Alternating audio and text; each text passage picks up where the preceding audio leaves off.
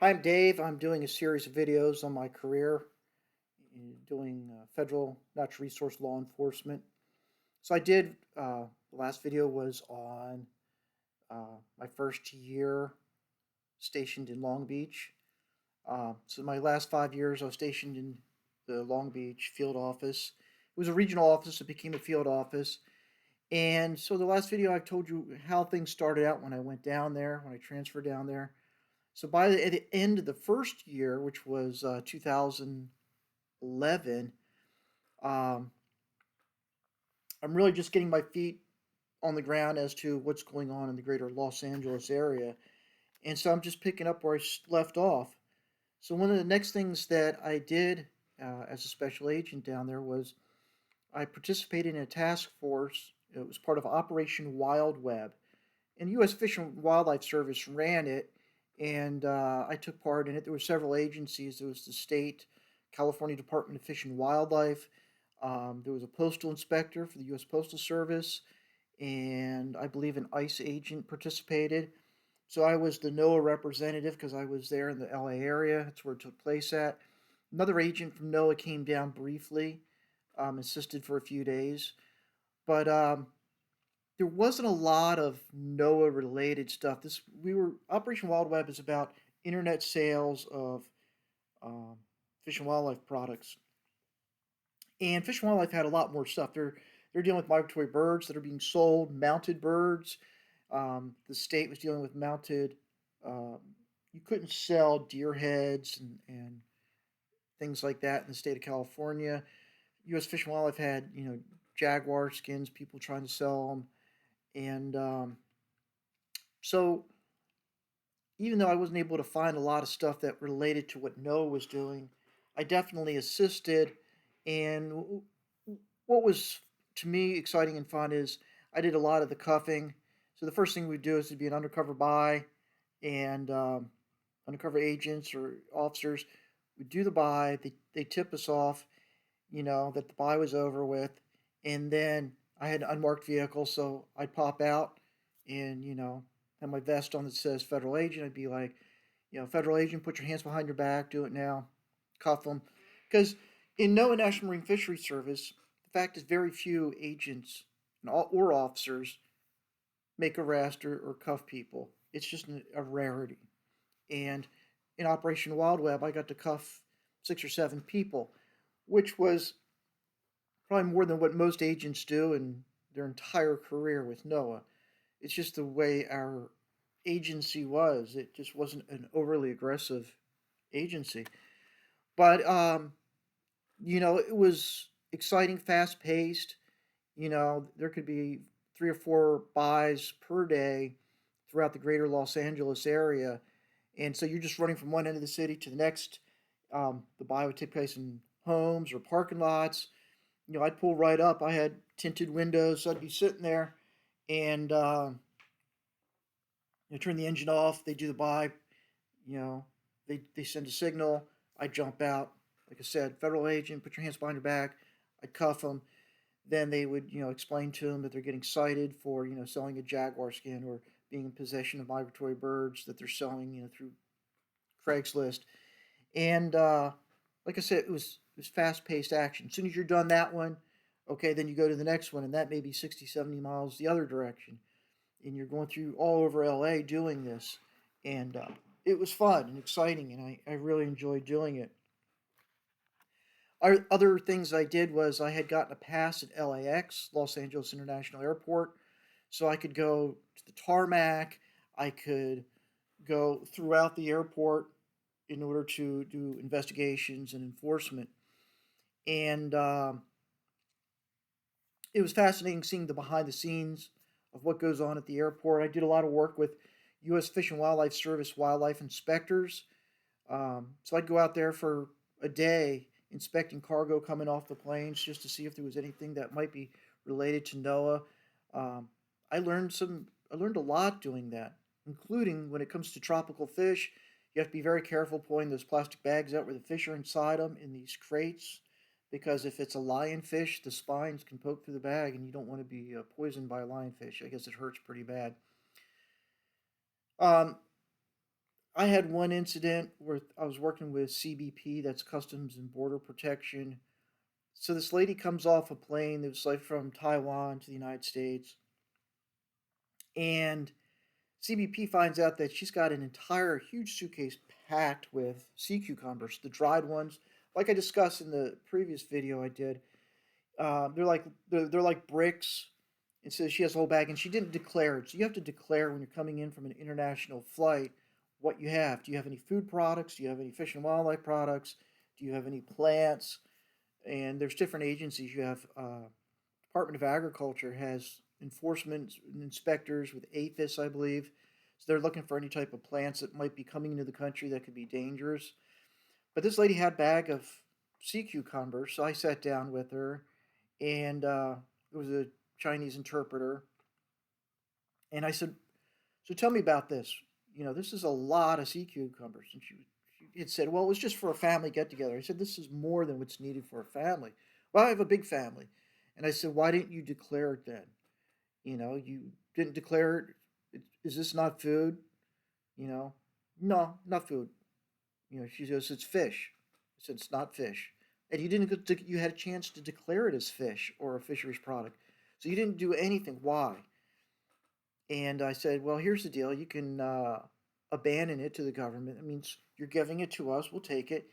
And you're not going to get a ticket. Or I can write you a ticket and seize it. So which way do you want to go?" And she abandoned it. She signed an abandonment form. So I got all the sea cucumbers out of the bag. It was obvious she was probably going to sell it. That was way too many. I mean, a huge suitcase packed completely, no clothes or anything, just these dried sea cucumbers. And so, you know, this it was obvious it was for commercial sales. That's why she didn't fill out the declaration form. Another time, so we had an agent that was before I came down to the LA area. An agent from up north made a big seal pill case, and it started in the San Francisco Bay Area and it wound up being down in LA. So this was a time when we actually had in NOAA had back in South Carolina a machine that could take trace amounts of seal pills that they sell. They're like Viagra, is what they're claimed to be, and determine whether it has marine mammal product in it or not. So what happens is Canada has a legal seal hunt, a very well managed seal hunt, and the oils from the seals then are sent over to like Taiwan, where they make these pills, and then the pills are sent back to the United States where they're illegal. Unfortunately, after this case, it was a very good case. The agent did a good job. As soon as this case was over, the person that ran this very high tech equipment quit, and they never hired anyone back to run the machinery. So they had this, you know, probably $1 million piece of technology that was never used again. So we can no longer make seal pill cases. We would get a lot of abandonments. But this agent had a big $1 million case, and he did a good job. But he was a little arrogant. I remember helping him at the LAX. Some people were flying in from China, and they were a part of the case. He had a warrant for their arrest, and it was one of those big, gigantic Airbuses, the double-decker Airbus. And I remember saying, "We need to go board the plane. Tell them to keep everybody seated. We need to go board the plane when it comes up to the ramp. We go on, we cuff the guy, and then take him off the plane first. That's the way you got to do it." And this new agent was like, "No, we'll just get him when he walks off." And I said, "You don't want to do that. You're going to have problems with that." And he said, "No, we're doing it my way. It's my case." I said, "That's fine. I've got all day." I said, "You're going to see why this is going to be a nightmare." And it was a nightmare because those double decker buses have 500 and some people that fly on them. They're all coming in from China. And it took at least an hour or more to find the guy when he finally came off the plane. And it would have taken 15 minutes or less had we just boarded the plane. We knew which seat he was sitting in, and we could have just gone in there and grabbed him out. But, you know, it was his case, so it's like, okay, I have all day. And we finally did get him, and he took him into custody, and but he did make a good case on that. So The other things that I did down there is I'd work at the um, international mail facility. So all international mail goes to this one gigantic building the Postal Service has, and then CBP, Customs and Border Protection, has X-ray machines, and they X-ray pretty much everything. This guy sits in a chair, looking at a big screen, and this big conveyor belt of mail and boxes coming through, and he's looking through the X-ray. But I would walk up and down these huge conveyor belts. Sometimes U.S. Fish and Wildlife would bring their canine. They had a wildlife inspectors had a Labrador Retriever, and he'd run up and down the conveyor belt, and I'd be looking for boxes, especially during holiday seasons, looking for stuff that's coming in contraband. When it's at the International Mail Facility, it hasn't officially been declared, it hasn't been officially landed yet, is the term, I believe. And so it's sort of in this um, customs controlled area, which allows us to, it's just like a border area, except it's at the mail facility. We could open up any mail parcel or box, and so you'd find stuff there. A lot of it was more towards U.S. Fish and Wildlife. Some of it just really nasty stuff. Dead bats would come in, and iguana meat. I mean, just occasionally you'd see feathers coming in, but it was between that and then at the LAX was the like the FedEx facility. All FedEx boxes coming off international flights, we could open them, look what they're doing, and then when we were done, if we didn't find anything, we'd tape it back up, and I'd put NOAA tape and sign my name. I'm the one that opened the box. This is a time when the Shark Finning Act came about, which was in good intentions, but it was actually, in my opinion, not that great of a law because it didn't affect international deliveries of shark fins coming to the United States. It only said American fishermen couldn't take shark fins off sharks, which that was never much of a problem in this country. The problem's over in Asia. And so the federal law didn't stop international deliveries of shark fins. It only stopped American fishermen from taking fins off the sharks. And the way it was written, um, I had one case which I think it was a bad case. I was forced to make it. I didn't like it.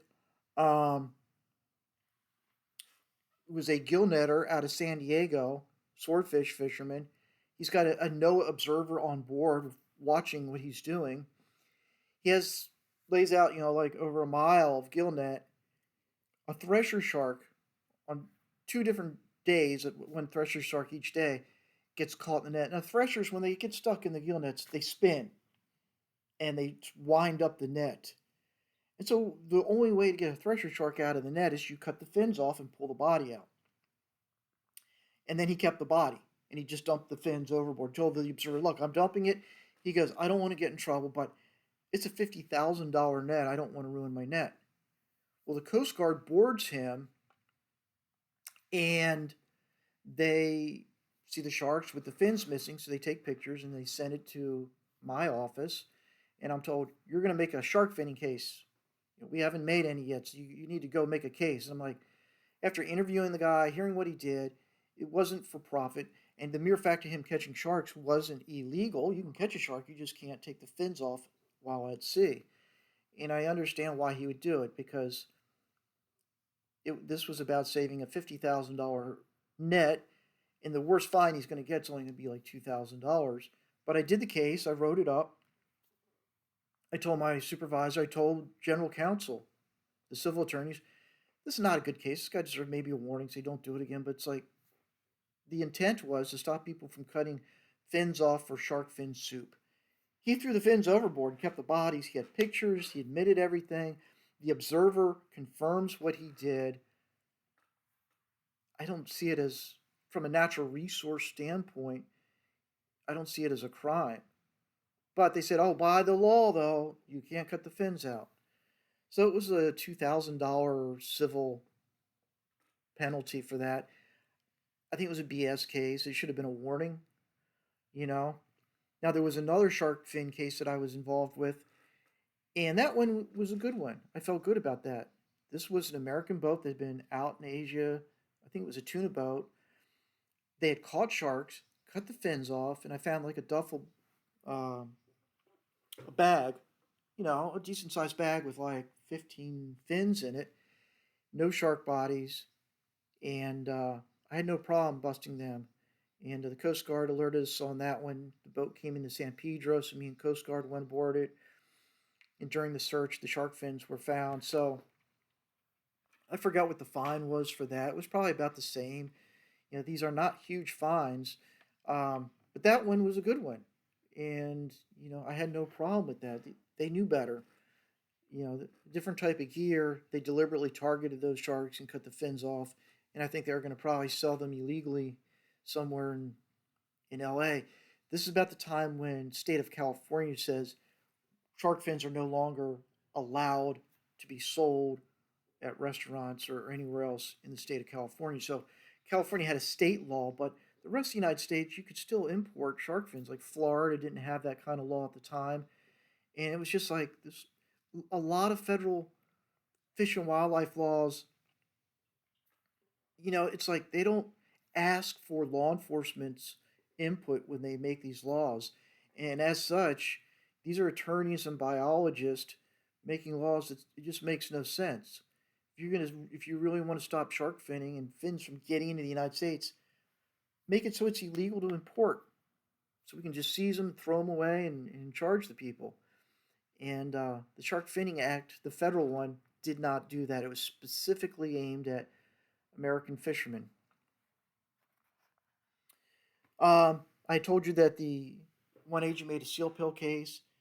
Well, the machinery could no longer be used, but we still had tons and tons of sea pills, especially in these seal pills made from trace amounts of marine mammal oils were being sold in Asian markets all over LA. Chinatown, there's Koreatown, Vietnamese area down in Orange County, Monterey Park, almost every Asian store you go to. And if it wasn't displayed, you go in. Um, it was an Asian lady. It was a U.S. Fish and Wildlife agent. I'd go into some of these stores and say, with her and talk to her and just tell the person at the counter, hey, do you got some good pills for so I can get my pecker up? And they'd go into a back room and say, yeah, we have these. How many do you got? I'd like to get a big box. They'd bring them all out, and then we'd badge them and say, look, this stuff's made from seal oils. We'd bluff them because we really didn't know until we tested it. But we'd say, it says seal pill on it. It's got a picture of a seal on it. It's advertised as made from seal oils, both in English and Chinese. And so we would get abandonment forms. We say, we're not going to write you a ticket if you abandon this to the government. So they give us these boxes of it. So we got a lot of abandonments on the seal pills. So the next thing would tie me up for most of my time in LA, and that was the year before I came on. One of the agents was really good. She went to Homeland Security, but she made a huge case concerning restaurants selling whale meat in Santa Monica for $500 a dish. Celebrities were coming in eating this whale meat, and this is tied into the director who made that movie, The Cove, about the Japanese killing dolphins. He had found out about this. He sent two young girls to go into this restaurant. They bought whale meat, ate it, but they kept some samples. The samples were then tested by the director, came back as whale meat. Then he came back and met with NOAA, National Marine Fisheries Service, and said, "This is what I've got." And so NOAA started this big investigation.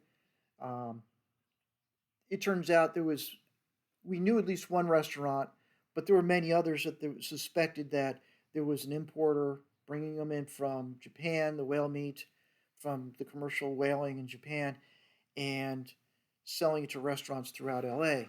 But there was only proof of one restaurant, but we know it was pretty sure that it was occurring in other places.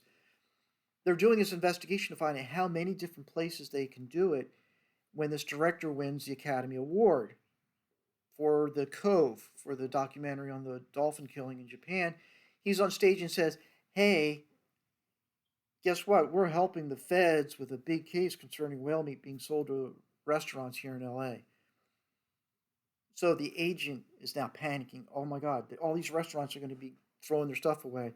So the main restaurant, the target one, where they knew for sure, is they went in there and did a search warrant.